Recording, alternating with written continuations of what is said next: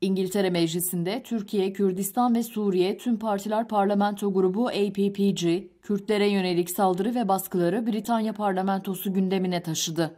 APPG, İşçi Partisi, Muhafazakar ve SNP vekillerinden oluşuyor. Parlamentoda yapılan tartışmanın merkezinde ise APPG'nin Haziran 2021'de yayınladığı Türkiye'de Kürt siyasi temsili ve eşitlik başlıklı raporu yer aldı. Raporda Türkiye'nin Kürt muhalefeti üzerine süregiden baskıları tek tek ele alınıyor. Söz konusu raporda Belçika Yüksek Mahkemesi'nin PKK'yı terör örgütü listesinden çıkarma kararına atıf yapılıyor ve İngiliz hükümetinin PKK ile ilgili değerlendirmesini gözden geçirmesi isteniyor. Rapor, Türkiye'de süregiden insan hakları ihlallerine dair Türk hükümeti üzerindeki baskısını arttırma ve Türkiye'ye silah satışlarına insan hakları çerçevesinde denetimler getirme çağrısında bulunuluyor. İngiliz parlamentosundaki oturuma APPG Başkanı ve İşçi Partisi Vekili Lloyd Russell Moyle'un raporla ilgili sunumu damga vurdu. HDP'ye ve Kürtlere yönelik baskıları ayrıntılarıyla dile getiren Moyle, PKK, Kürt halkının temsilcisi bir partidir, terör listesinden çıkarılmalı çağrısı yaptı. Türkiye'nin doğusunda aslında 20 milyona yakın insanı, o sınırda, o bölgede 20 milyona yakın insanı temsil eden bir Kürt hareketinden bahsediyoruz aslında. Gerekiyor ve Türkiye'de Kürtlerin mücadelesi kendi özgürlüklerini, kendi eşitliklerini, kendi dillerini yaşatabilen Kürt devletinin Kürt halkını inkar ettiğinde Kürt kültürünü dahi bugün inkar ediyor.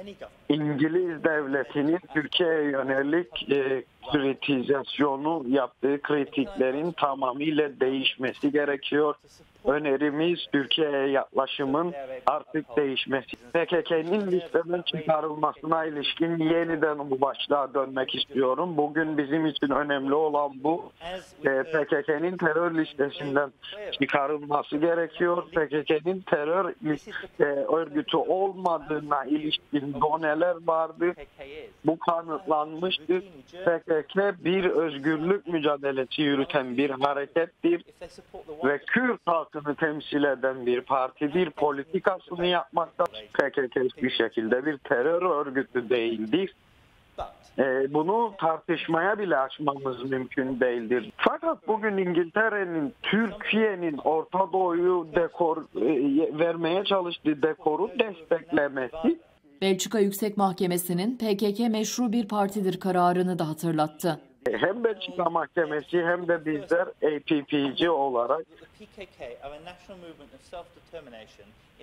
PKK'nin aynen Belçika Mahkemesi'nin dediği gibi bir terör örgütü olmadığına inanıyoruz ve Kürt halkının temsilcisi Türk-Kürt halkının bir hareketi olarak görüyoruz. Moyle'un sunumunun ardından söz alan diğer milletvekilleri de PKK'nın yasak listesinden çıkarılmasını istedi.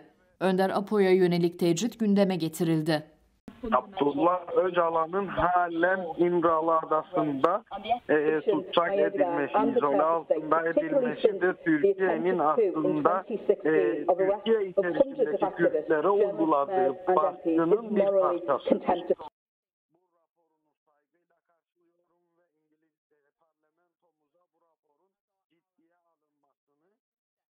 Türkiye'nin bir ortağımız olarak aslında eleştirilmesi gerektiğini ve PKK'nın listeden çıkarılması gerektiğine ilişkin önerimi sunuyorum. John Anderson.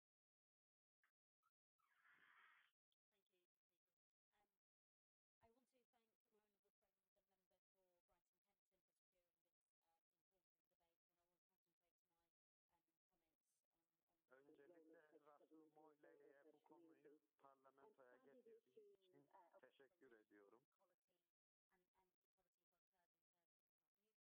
Türkiye'de Kürt halkının temsiliyeti ve özgürlüğü konusunun yeni bir konu değildir.